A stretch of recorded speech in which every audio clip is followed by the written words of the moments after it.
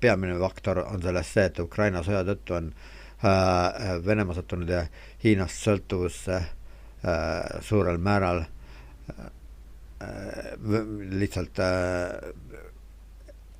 pooled kaubad, mis Venemaal turul võib leida, pärinevad Hiinast, aga see ei ole mitte ainult Hiina omapära, see on ülemaailmne. Hiinal on väga palju turgu erinevates Aasiade riikides,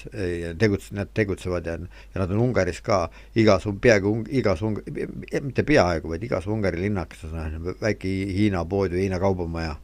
suurem ka, mõnes kohas päris suur kaubamaja, Hiina kaubamaja. Nii et, ja samas hiinlased on täitsa omate ühiskond Ungaris ka, näiteks, et, kes siis üldse nagu ei